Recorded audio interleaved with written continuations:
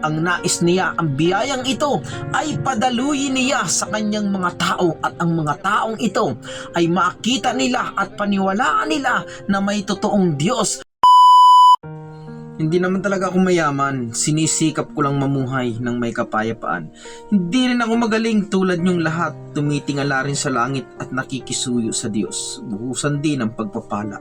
Araw-araw akong kumikilos hindi upang yumaman, kundi matugunan lamang ang pangangailangan ng pamilyang pinagkatiwala sa akin ng Diyos. Malayo na sa unang hakbang ang nilalakaran ko ngayon, kumpara noon na hindi ko makita kung ano ako ngayon. Ni minsan hindi sumagi sa aking isipan ang mga pagpapalang ito na nasa harap ko ngayon. Pagpapalang hindi ko maituturing na resulta ng aking mga diskarte at pagsisikap. Subalit araw-araw kong sinasabi sa aking sarili na ang lahat ng bagay na meron ako ngayon, ito lamang ay nanggaling sa Kanya, sa Kanyang awa, sa Kanyang habag.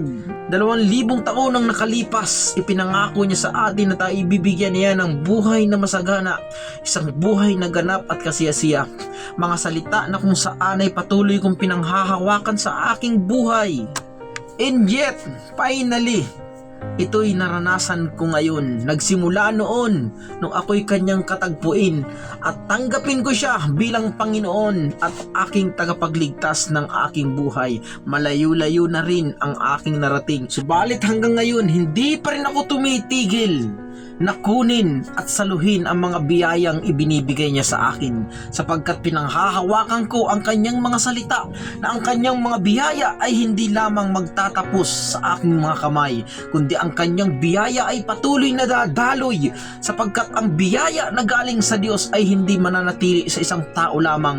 Ang nais niya, ang biyayang ito ay padaluyin niya sa kanyang mga tao, at ang mga taong ito ay makita nila at paniwalaan nila na may totoong Diyos, na may makapangyarihang Diyos na kumikilos sa mundong ito, at patutunayan ito ng Diyos sa pamamagitan ng buhay mong iyon. Ang dahilan kung bakit ka patuloy na pinagpapala ng Diyos, dahil nais ng Diyos na may mga taong pagpalain sa pamamagitan mo. May mga bagay lamang na patuloy na inaalis at nililinis ng Diyos sa ating mga puso, sapagkat nakikita ng Diyos at inihahanda ng Diyos ang ating mga sarili, na sa pagdating ng biyaya, handa na tayo na tanggapin ito at unawain natin na ang biyayang ito ay patuloy na dumako at tumuloy sa mga taong kanyang nais abutin at mahalin. Ito ang malalim na dahilan kung bakit patuloy kang pinagpapala ng Diyos at tunay kang maging asin at ilaw ng sanlibutan ito, sapagkat sa pamamagitan ng ilaw mong iyan,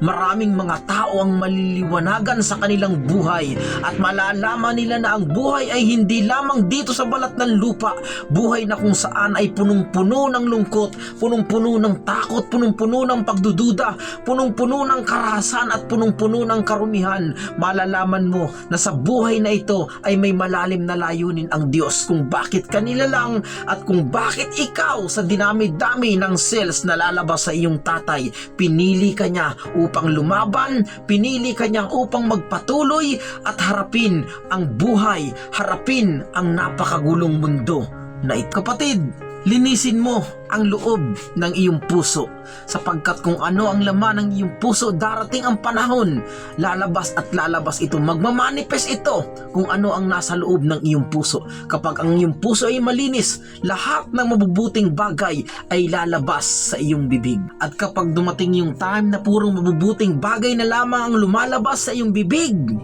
there's a power in your word, at ang mga bagay na bibigkasin ng iyong mga labi ay magkakatotoo. Sabi ko noon sa aking anak, nung ako'y wala pang sasakyan, anak, ay kuha nga ng susi at linisin mo na yung sasakyang nakaparada dito sa ating bahay. Sabi ng aking anak, Papa, wala naman tayong sasakyan na nakaparada sapagkat haulir lamang ang ating service. Pero hindi alam ng aking anak na pinaglilihi na, binibigkas na ng aking mga bibig na isang araw ako ay magkakasasakyan na. And praise God, salamat sa Panginoon na sa mga oras na ito patuloy kong ini-enjoy ang kanyang biyaya, ang kanyang presensya, at patuloy niyang pinatutunayan sa akin na siya'y totoong Diyos, na makapangyarihang Diyos na kumikilos at gumagawa sa araw-araw ng aking buhay. Pinupuri ko ang Diyos sa pamamagitan ng bidyong ito. Wala akong ibang itinataas at pinaparangalan sa bidyong ito, sa content na ito, kundi ang makapangyarihang Diyos na kung saan ay patuloy na umuunawa at nagmamahal sa akin. Purihin ka, Ama, purihin ka sa oras na ito.